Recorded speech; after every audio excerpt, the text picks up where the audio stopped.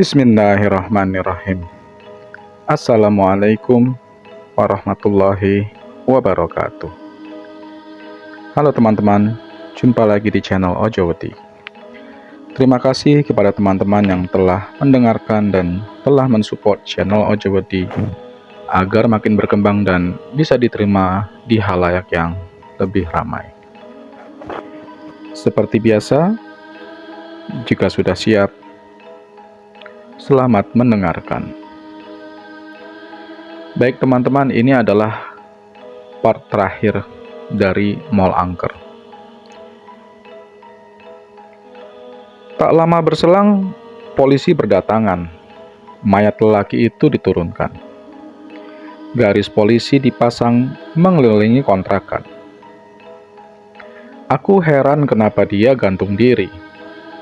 Kemana bibiku? Saat itu bagiku semua semakin rumit. Aku dan Mbak Tania dibawa ke kantor polisi untuk dimintai keterangan. Aku juga melaporkan kembali bibiku yang sudah berhari-hari hilang. Setelah selesai, kami langsung pulang. Tak henti aku menangisi bibi yang sudah hilang berhari-hari. Keesokan harinya sepulang kerja, aku mendapatkan sebuah petunjuk. Saat pengunjung mal sudah sepi, Tio sudah pulang lebih dulu, sedangkan aku menemukan jejak kaki seseorang. Kuikuti jejak kaki itu mengarah ke sebuah kios kosong. Aku pernah mendengar cerita Tio, kalau kios itu tidak pernah laku karena membawa sial bagi penyewanya. Dahiku berkerut. Di dalam kios itu ada Birisma yang tersenyum sambil melambaikan tangan ke arahku. Inun, sini Inun. Bibi, aku semakin mendekat. Hei, kamu. Seseorang membentakku dari kejauhan. Dia adalah satpam mal. Langkahnya terburu mendekat ke arahku. Ngapain masih di sini? Pak, sudah berhari-hari bibiku hilang. Tadi aku lihat dia di dalam kios itu. Aku menunjuk kios kosong yang jelas tidak ada siapapun di sana. Jangan dekat-dekat sama kios itu. Sana pulang, sudah malam. Emang kenapa Pak sama kiosnya? Pak Satpam melirik kios kosong tersebut. Ada pelang bernomor 12 di atas kios. Ceritanya panjang. Kamu mendingan pulang, kata Pak Satpam terkesan mengusir. Aku mengangguk dan beranjak pergi. Pikiranku masih berkecamuk. Bibi di mana ya? Siapa yang melakukan ini semua kepada bibiku? Sambil melamun, tidak terasa aku sudah sampai di depan lift. Mall sudah benar-benar sepi. Pak Satpam yang mengusirku pun juga tidak terlihat lagi. Mungkin dia sedang memeriksa seluruh ruangan mall. Tak lama berselang, bunyi lift berdentang. Pintunya kemudian terbuka perlahan. Tidak ada siapa-siapa di sana. Aku masuk dan menekan lantai tujuanku. Lift bergerak perlahan, tapi ada yang aneh. Aku masih ingat betul urutan tombol lantai pada lift di mall itu. Dari mulai lantai dasar sampai lantai terakhir, dan seingatku tidak ada lantai yang berinisial M. Anehnya, sekarang aku melihat tombol lift berinisial M. Apa maksudnya? Liftku malah berhenti di lantai M. Pintu terbuka perlahan. Karena penasaran, aku lantas beranjak keluar dari lift. Dahiku berkerut saat menoleh ke kanan. Di sana, toko-toko masih buka. Para pengunjung mal memenuhi lantai tersebut. Mereka berlalu lalang, membawa keluarga, pasangan, dan teman-teman. Lantai M ini sangat luas dan tidak seperti lantai lainnya di dalam mall. Luasnya sangat tidak wajar. Mungkin saja bisa menampung orang satu stadion sepak bola. Aku berjalan perlahan sambil terus terheran-heran karena melihat apa yang mereka jual bukanlah hal biasa. Kios-kios itu menjual janin bayi, darah, dan biji-bijian warna hitam. Entah itu biji apa, aku tidak tahu. Di Binyamakan, aku bertemu dengan sekelompok anak muda yang menjadi pelanggan setia kiosku setiap malam. Mereka melihat ke arahku dan tersenyum ramah sambil mengangguk. Tangan mereka memegang janin. Aku lihat ada yang masih mengunyah janin itu. Perutku mual sekali. Segera aku menjauh dari mereka. Tidak jauh dari tempatku berdiri, ada seorang wanita berbaju hijau dan lelaki yang pernah bunuh diri, sedang sibuk melayani pelanggan di kios mereka masing-masing. Aku juga melihat Bibi di salah satu kios itu. Bi Risma sedang sibuk melayani pembeli, dan wajahnya pucat sekali. Bibi, aku berlari mendekatinya. Ayo Bi, ayo kita pulang. Ku tarik lengannya yang terasa dingin. Dia diam saja memandangiku.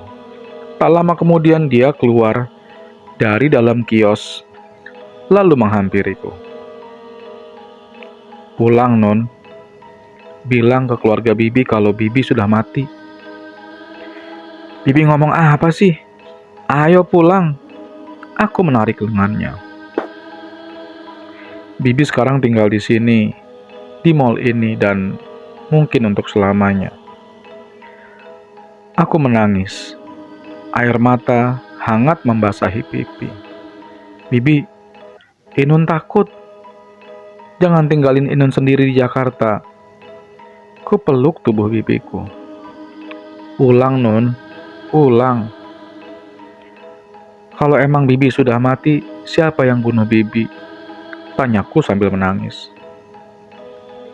Wajah Bi Risma berubah menjadi seperti ketakutan. Sebelum ia mengucapkan sesuatu, sebuah cambuk menyambar dari arah belakang Bibi. Cambuk itu melilit lehernya. Bibi diseret masuk ke dalam kios. Ia berteriak-teriak, terus-menerus meminta ampun. Tangannya berusaha menggapai-gapai. Pulang, Non, pulang, teriak Bibi sesaat sebelum tubuhnya masuk ke dalam kios. Bibi! Entah, seperti ada penghalang yang membuatku tidak bisa masuk ke dalam kios itu. Tubuhku termental jauh dan berdebam ke lantai.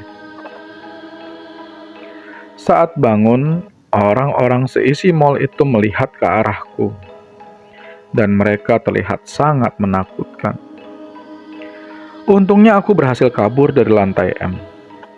Mereka tidak bisa menyakitiku, mungkin karena jimat pemberian Abah yang selalu kubawa.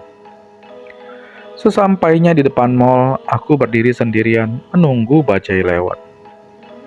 Kendaraan masih berlalu lalang dan tidak terlalu ramai. Di seberang jalan aku melihat Bu Indri sedang berdiri di samping sebuah mobil sedan warna putih. Ia sibuk menelepon seseorang. Aku langsung bersembunyi di balik tong sampah. Bu Indri, dia sangat misterius bagiku. Entah kenapa, satu-satunya orang yang kucurigai adalah Bu Indri. Aku yakin kalau dialah yang menjadi penyebab hilangnya bibiku. Tak lama kemudian dia menutup teleponnya, lalu masuk ke dalam mobil.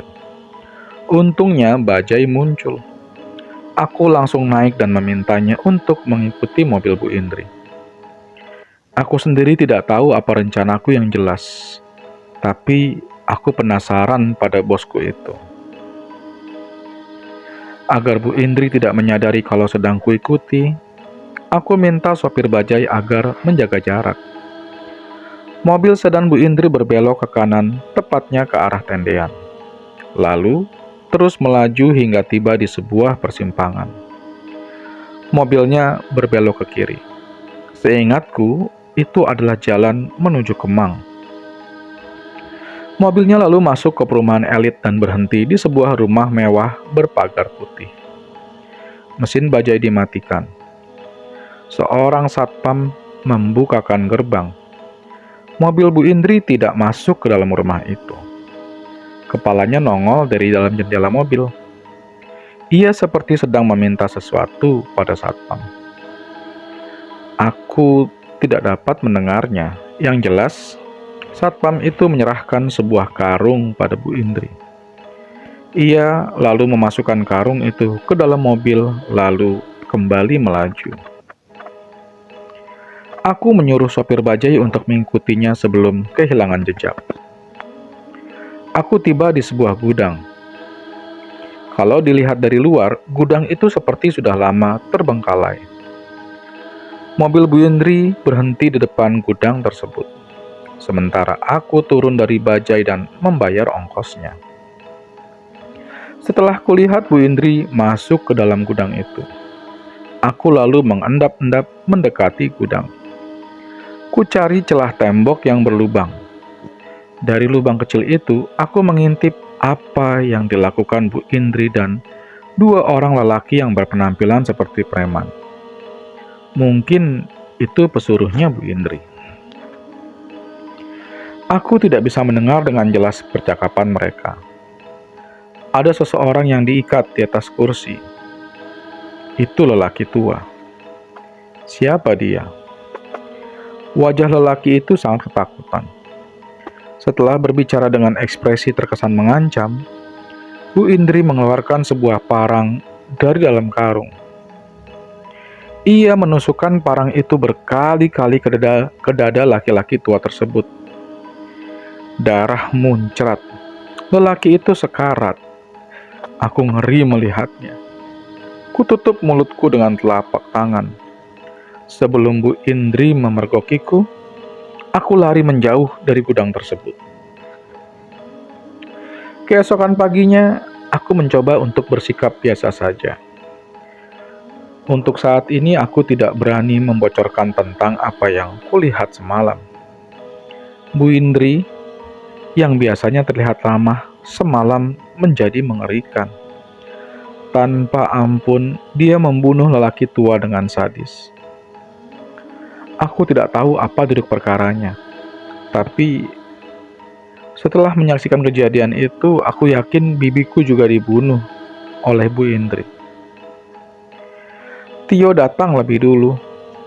Aku agak kesiangan. Ia sudah membuka kios dan mengepel lantainya. Dahiku berkerut. Ada buket bunga mawar di meja kasir. Tumben sekali ada bunga di kiosku. Ini bunga siapa? Oh, tadi ada yang ngirim bunga itu buat kamu, Nun. Siapa? Tanyaku heran. Siapa yang kirim bunga ini ya? Perasaan di Jakarta aku belum kenal sama orang, kataku. Ya siapa tahu ada yang ngefans sama kamu, kata Tio sambil terus sibuk mengepel lantai. Oh iya Nun, nanti ada karyawan baru, lanjutnya. Hah? Lalu bibiku bagaimana? Bu Indri kok nggak mau bantu cari sih? Kata Bu Indri dia sudah lapor polisi dan sekarang masih dalam tahap pencarian, Nun. Aku kesal sambil menggelengkan kepala. Ku masukkan bunga itu ke dalam loker, lalu mengambil kain basah untuk membersihkan meja pelanggan. Tidak sengaja dari kejauhan, kulihat wanita berbaju hijau. Itu Naila. Dia tersenyum ke arahku. Naila masih berdiri di sana. Kenapa dia terus mengikutiku? Aku tahu kalau dia itu bukan manusia, melainkan hantu yang bergentayangan di mal ini. Aku berhenti mengelap meja lalu berjalan masuk ke dalam kios. Tiba-tiba Tio berdiri di hadapanku. Ia tersenyum. Aneh sekali. "Kamu kenapa?" tanyaku heran. "Nun, aku mau jujur sama kamu." Dahiku mengkerut. "Jujur apa maksudnya?" "Tentang bunga tadi." "Iya," tanyaku. "Itu bunga dariku buat kamu." Tio tersenyum. "Dalam rangka apa ya?" Enggak dalam rangka apa-apa sih." Dia gelagapan. "Oh, ya sudah, terima kasih." Jawabku singkat karena malas meladeninya. "Nun." Saat akan menaruh kain basah, Tio menggenggam lenganku. "Apalagi sih, Tio?" Dia meraih tas kecilnya, mengeluarkan sebuah kotak yang dibungkus dengan plastik hijau. "Aku beli handphone buat kamu, supaya kamu gampang komunikasi sama Bu Indri atau sama keluargamu di kampung." "Serius?" tanyaku. Tentu saja aku senang ada yang membelikan handphone. "Iya, Nun, ambil buat kamu." Tanpa ragu lagi aku mengambil handphone itu. "Oke, terima kasih ya, Tio." Sebenarnya ibu dan bapakku tidak punya handphone di rumah. Hanya keluarga Birisma yang punya handphone dan sayangnya aku tidak tahu nomornya. Tidak lama berselang, seorang wanita berdiri di depan kios. Ia terlihat bingung sambil menengadah membaca terbata-bata nama kios tempatku bekerja. "Halo, ini kiosnya Bu Indri kan?" Ia menghampiriku. "Iya betul," jawabku. "Karyawan baru ya?" Tio muncul dari dalam kios. "Iya kak, kenalkan, aku Santi." Ia menjabat tangan Tio. "Aku Tio dan ini Inun," ujar Tio sambil menjabat tanganku juga. Tio mempersilahkan Santi untuk masuk. "Gimana di jalan? Nyasar nggak?" tanya Tio sambil memasukkan tas Santi ke dalam loker. "Enggak kok, malah tadi dibawa ke jalan pintas sama sopir bajainya." "Wah, jalan pintas? Jalan pintas yang mana tuh?" "Aku nggak tahu sih, lupa nama jalannya. Cuman tadi tuh supir bajainya lewat jalan kecil di kuburan yang nggak jauh dari Kuningan." "Oh iya." Tio terlihat seperti mengingat-ingat jalan itu. Santi terlihat masih sangat muda. Mungkin saja baru lulus SMA, sama sepertiku. Pas awal-awal kenal sama dia, aku tidak terlalu aktif mengajaknya bicara. Suasana hatiku sedang tidak bagus. Aku tetap kepikiran Birisma dan juga pembunuhan semalam. Apa aku lapor polisi saja ya? Tapi aku tidak punya bukti apapun. Bu Indri pasti sudah melenyapkan semua barang bukti. Oh, atau bahkan mayat lelaki tua itu sudah ia lenyapkan. Satu-satunya orang yang bisa kupercaya adalah Mbak Tania. Mungkin nanti aku akan memberitahu padanya tentang pembunuhan yang dilakukan Bu Indri. Kuperhatikan Santi bekerja dengan cekatan. Dia terlihat sudah biasa melayani pelanggan. Aku dan Tio benar-benar sangat terbantu dengan adanya Santi. Dia bahkan sudah bisa menjadi kasir.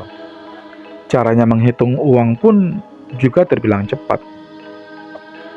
Saat kami sedang sibuk melayani pelanggan, tiba-tiba Bu Indri datang. Ia mengenakan celana jogger, sepatu sport, dan kaos olahraga. Mungkin dia baru pulang senam. "Hai semuanya," sapanya ramah sambil tersenyum. Ini karyawan baru itu ya? Bu Indri menyentuh pundak Santi. Iya bu, aku yang direkomendasikan Tia. Oh, Tia. Ibu Indri mengangguk. Buat teman-teman, tolong Santi dibimbing ya. Santi, kalau butuh apa-apa, bisa bilang ke Tio. Dia udah lumayan lama di sini. Santi mengangguk. Jadi begini, sengaja saya datang ke sini soalnya ada yang mau saya umumkan. Kami semua semakin fokus menyimak. Ayo tebak, apa coba? Kata Bu Indri dengan senyum khasnya, jari telunjuknya diacungkan. Nggak tahu bu, jawabku. Besok saya mau ajak kalian semua makan malam di rumah saya. Kulihat Tio dan Santi semeringah, terlihat senang mendengar undangan itu. Dalam rangka apa ya bu? Tanya Santi yang senyumnya masih mengembang. Anak saya besok ulang tahun. Bu Indri bertepuk tangan. Ayo tepuk tangan semua, lanjutnya. Kami bertiga kemudian tepuk tangan. Oh iya, buat Inun wajib hadir ya. Awas, jangan main ke gudang lagi, katanya sambil bercanda. Ayo Inun, main ke gudang mana? Tanya Tio. Saya cuman bercanda Tio. Aku gelagapan. Apakah dia tahu kalau aku mengikutinya? Oh iya Inun, soal Risma saya sudah lapor polisi. Sekarang sudah dilakukan pencarian. Kamu yang sabar ya. Kalau butuh apa-apa bilang saya saja. Bu Indri menyentuh pundakku. Aku tidak nyaman dengan parfum yang ia gunakan. Sangat menyengat. Aku mengangguk. Lihat saja, sekali aku punya bukti tentang pembunuhan yang dilakukan Bu Indri, aku akan langsung melaporkannya ke polisi.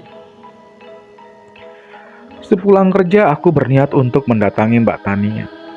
Tapi saat hendak mengetuk pintunya, ku dengar suara erangan yang membuatku ngilu. Mungkin dia sedang melayani pelanggannya. Aku mengurungkan niat dan masuk ke dalam kontrakan. Ku ambil handphone pemberian Tio dari dalam tas. Ternyata kartunya sudah terpasang. Begitu juga dengan pulsanya. Tio sudah mengisinya sebesar 50.000. Baik sekali dia. Saat kuletakkan kembali handphone tersebut, tiba-tiba terdengar suara notifikasi SMS. Hai Inun, sudah tidur belum? Itu pasti Tio. Belum, jawabku singkat. Jangan bergadang ya Nun, nanti sakit. Aku tidak membalasnya lagi. Ku coba memejamkan mata walau suara Mbak Tania masih terdengar sangat mengganggu dan menjijikan. Ku coba membalikan badan dan entah dari mana datangnya, Naila tiba-tiba ada di sampingku. Dia tersenyum dengan matanya yang melotot. Aku terkejut lalu berteriak sekencang mungkin. Mbak Tania dan lelaki berbadan kempal itu keluar dari kontrakan. Ia hanya mengenakan selimut, sedangkan lelakinya hanya mengenakan celana kolor.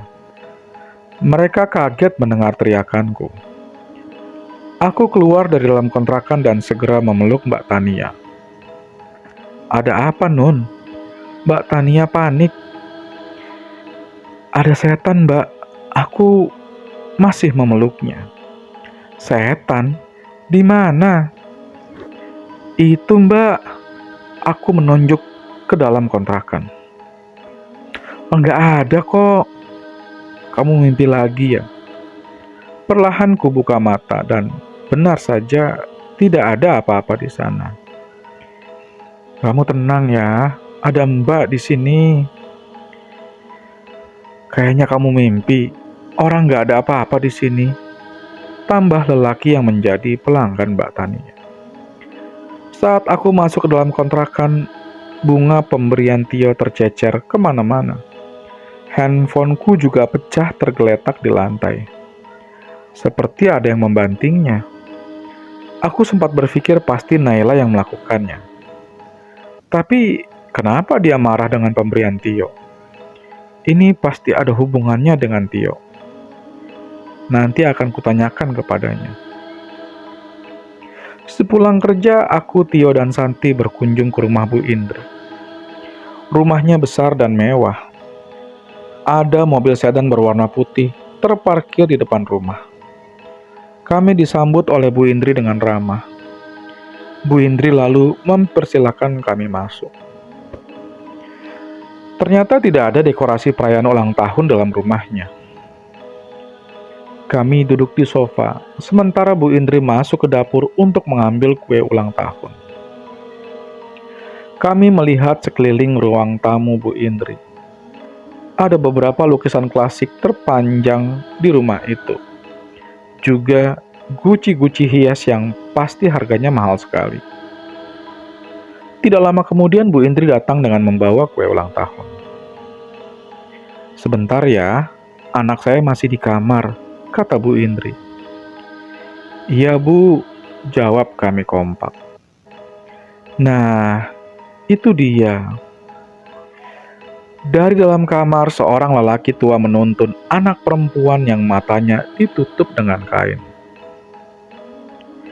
Kukira lelaki tua itu adalah ayahnya, sementara anak kecil itu, dari perawakannya kutaksir berumur 7 tahunan. Ketika penutup matanya dibuka, ia terlihat sangat gembira. Pesta sederhana itu berlangsung dengan baik. Kami memakan kue ulang tahun bersama-sama. Setelah itu Bu Indri juga menyuguhkan nasi kuning lengkap dengan lauk pauk. Setelah kenyang lalu kami pamit pulang. Aku pulang naik bajai seperti biasa. Awalnya Tio mau mengantarku, tapi aku menolaknya. Anehnya, aku merasa ada yang mengikuti bajai yang kutumpangi dari belakang selama di perjalanan. Kusuruh sopir yang membawaku untuk memacu bajai lebih cepat. Perasaanku mulai gelisah. Tepat di gang sepi, 2 mobil sedan hitam menghalangi bajai yang kutumpangi. Mereka turun dari dalam mobil. Ada 4 orang yang semuanya berbadan kekar. Mereka kemudian memukuli sopir bajai yang sempat melawan. Wajah sopir bonyok, bahkan sampai tak sadarkan diri. Aku berteriak minta tolong, tapi tidak ada yang mendengar. Tubuhku ditarik paksa. Aku dibawa masuk ke dalam mobil mereka. Mulutku dilakban. Kedua lenganku diikat dengan kuat. Begitu juga dengan kakiku. Aku sama sekali tidak bisa berkutik. Mobil yang mereka kendarai melaju dengan cepat di gang perumahan yang sepi. Hingga sampailah aku masuk ke sebuah gudang.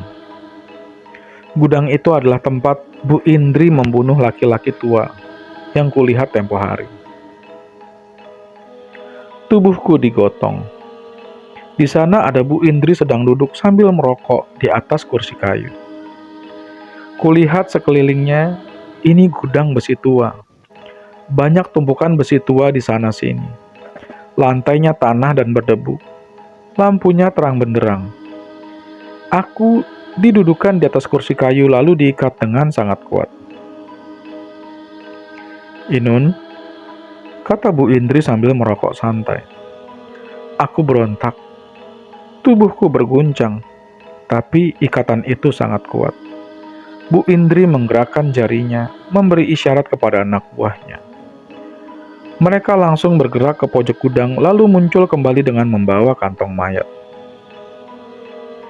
Salah satu dari mereka menyerahkan masker kepada Bu Indri. Segera wanita itu memakainya, begitupun dengan para lelaki itu. Kantong mayat dibuka. Kulihat mayat perempuan yang mulai membusuk di dalam kantong itu. Meski rusak, aku masih sangat jelas mengenalinya. Birisma. Nun, saya yang membunuh bibimu. Dia, saya jadikan tumbal untuk pesugihan.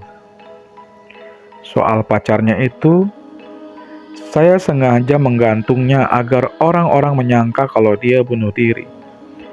Padahal saya juga yang membunuhnya. Tepatnya orang-orang pesuruh saya yang sudah ahli dalam membunuh. Aku terkejut mendengar penjelasan Bu Indri. Sudah kuduga kalau dialah dalang dari semua ini. Aku semakin terkejut saat melihat dua makhluk cabul muncul dari belakang kursi Bu Indri. Makhluk itu gondrong, tubuhnya berwarna hijau dan bertaring panjang hingga menyentuh tanah. Air liur mereka menetes ke tanah. Aku yakin mereka makhluk gaib pesugihan Bu Indri. Saya sebenarnya hanya butuh tumbal wanita, tapi siapapun yang menghalangi pesugihan saya akan saya bunuh. Bu Indri semakin naik pitam. Lanjutnya, termasuk lelaki tua yang kamu saksikan, Nun. Dia saingan kita di mall. Dasar lelaki tidak punya otak. Berani-beraninya dia dagang nasi padang yang sama. Bu Indri kembali menyalakan rokok. Ngomong-ngomong, kerjamu bagus, Nun. Saya suka. Bu Indri berdiri. Ia mengambil sebuah pisau dari seorang laki anak buahnya. Dadaku turun naik, keringat mengucur di dahi. Tubuhku berguncang mencoba untuk melepaskan ikatan. Tidak ada harapan sama sekali untuk kabur. Aku pasrah kalau memang harus mati saat itu. Ku pejamkan mata dalam hati, ku berucap, Abah. Air mata menetes hangat di pipiku.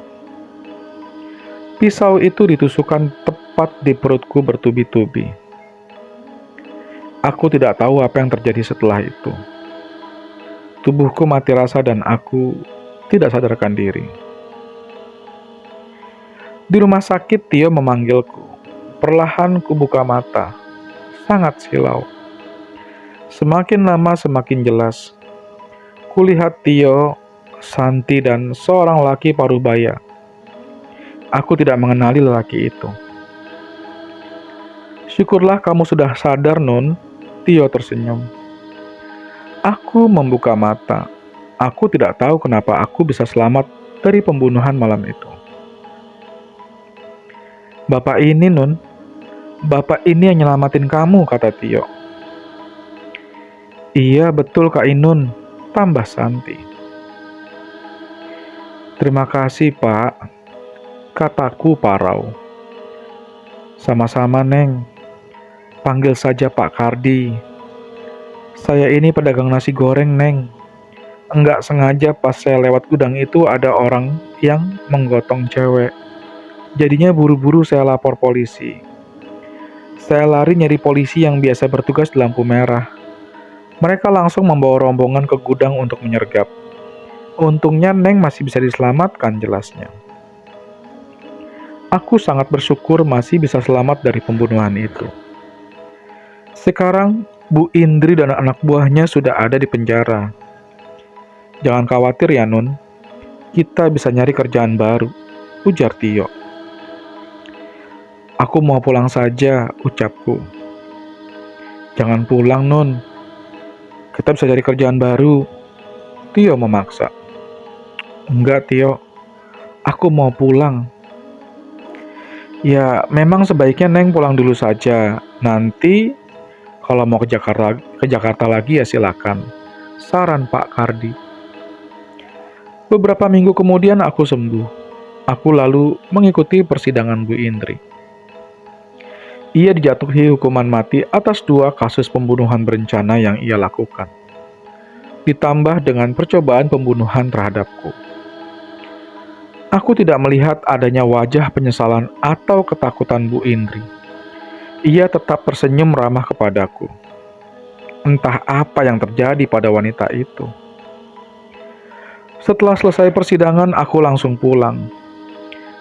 Tio mengantarku ke stasiun Tanah Abang. Ia juga memberiku ongkos pulang. Ada hal yang ingin kutanyakan kepadanya tentang Naila. Siapa dia? Apakah kau tahu siapa Naila? Tanyaku. Kami berdiri menunggu kereta datang. Naila? Dia mantanku, Nun. Bekas pekerja mall yang mati bunuh diri. Kamu yakin dia mati bunuh diri? Tanyaku. Maksud kamu apa? Tio, di mall tempat kita kerja, pedagang di sana bersaing dengan melakukan pesugihan. Bahkan mereka rela menumbalkan para karyawannya. Aku yakin mantanmu itu mati sebagai tumbal. Tio terdiam. Ia seperti sedang mencerna penjelasanku. Itu sudah lama kejadiannya, Non. Aku hanya bisa mendoakan saja semoga Naila tenang, kata Tio. Kereta datang. Aku bergegas masuk ke dalam gerbong, namun Tio menarik lenganku. Non, aku sayang kamu. Wajah Tio tampak sedih. Terima kasih sudah sayang sama aku, Tio. Sampai jumpa lain waktu. Aku menyingkirkan genggamannya dan bergegas masuk ke dalam kereta. Aku duduk di dekat jendela. Kulihat Tio masih berdiri di sana. Sampai kereta bergerak, dia melambaikan tangan kepadaku sambil tersenyum. Semakin jauh, semakin jelas, ada sosok Naila yang juga berdiri di samping Tio. Ia melihat tajam ke arahku, seperti sedang marah. Terima kasih teman-teman telah mendengarkan cerita-cerita di channel Ojoweti. Akhir kata, wassalamualaikum warahmatullahi wabarakatuh.